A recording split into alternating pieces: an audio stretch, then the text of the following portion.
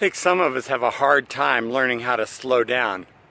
It really isn't the easiest thing because we live in a fast-paced world. We want to get a lot of stuff done.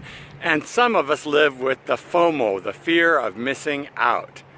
We struggle with not wanting to miss a thing, whether it's not wanting to close a deal, not wanting to miss a friendship, not wanting to miss a phone call. We're afraid of missing out. May 1st, 1977. I'd been living in Biarritz, France, with a little apartment, surfing that season, and it was time for us to take off and leave wherever else we were going. We knew at some point we wanted to get to Greece, we wanted to get to Crete, we wanted to travel the islands. And so we were headed that direction. We had backpacks on.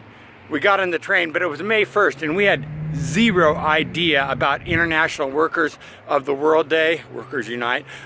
We had zero idea about May 1st being a holiday in every country but the United States of America. And so we went to the train, and there was a national strike in France going on. They had one train going from west to east on the entire south of France, one time that entire day. It was packed. The military were using that train because it was the only train. So all these guys in uniforms, their backpacks with their gear, they were all traveling, the French military. And then every traveler who wanted to get from here to there was on that train. French people and people trying to get to work who did work, and then people going cross country. And here we were, a couple of backpackers who we jammed ourselves on that train. We had no time schedule, no time restraints. We didn't even have a destination. We didn't even need to be leaving Biarritz on May 1st. But we put ourselves on that train and we stood, literally, I stood at one point on one leg with no room to stand anyplace else with my backpack behind me for I think it was an 8 or 10 hour stretch. I didn't have a watch, but one of the guys was telling me, one of these French military guys was telling me how long I'd been on one leg. It was absolute insanity.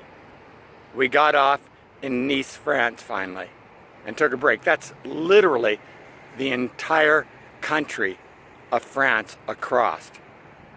Hours and hours and hours and hours. But for some reason, we didn't want to slow down. For some reason, we were in a hurry to get to wherever it was we were going, and we didn't even know where it was we were going.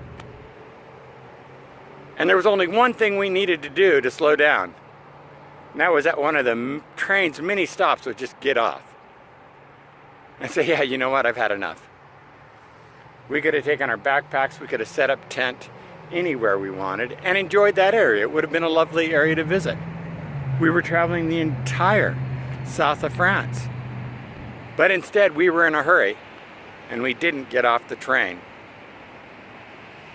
I've discovered that some of us live our entire lives like that. We graduate from high school, we go to college, we go from college, we go to graduate school. We go from graduate school, we go to our career, we go from our career, we go to retirement. From retirement, we go to buying stuff. From retirement, we go to the rest home. From the rest home, we go to the grave. The whole time as if we're in a really big hurry to die. And sometimes all we needed to do was just take a break and get off the train. These fields I talk about that I run so often, these rocks I really like. These used to be massive boulders out here, big beautiful boulders. I would see golden eagles sitting on them. And what they did when they came here, they turned over all these boulders and they broke them down into smaller rocks, and you can see this catch basin over here. What they're going to do is they'll fill this catch basin with these rocks. I've seen them do it all throughout, and underneath the ground here, they've got huge drainage pipes that are surrounded by these rocks. And the buildings over here for Amazon, these 1 million square foot buildings, they had a concrete factory over here, and they crushed these rocks and they made the concrete right here on site for those buildings. So those buildings are essentially what used to be the boulders on this field. They were in a hurry to get done, but they didn't want to waste anything. So they put it all to use. Because you're in a hurry to get done, we so often just crush everything around us that has any kind of ephemeral or eternal beauty. And we neglect just to take the time to step off the train. No one's ever going to see a golden eagle on these boulders ever again. The boulders are gone, and I doubt many gold eagles will ever stay in this field again. It won't be a field, it'll be a mall or whatever they're going to do with it. So I would highly recommend that while you have the opportunity, instead of being in such a hurry, get off the train. It's May 1st. Happy May Day. Celebrate this day.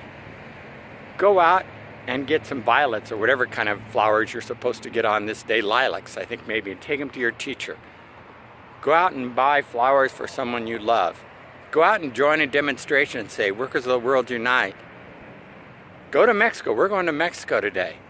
It's going to be a party down there. They have huge celebrations in Mexico on May Day.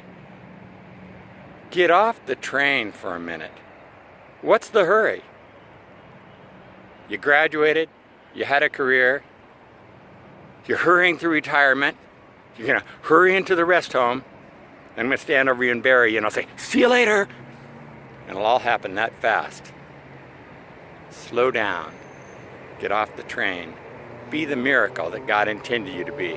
And sometimes to be the miracle, you've got to slow down to see the miracle. You're amazing. God bless you. Have a fantastic day. Slow down. You're moving too fast. Frames can't catch you when you're moving like that. Jack Johnson, in case you didn't catch it. Talk to you later.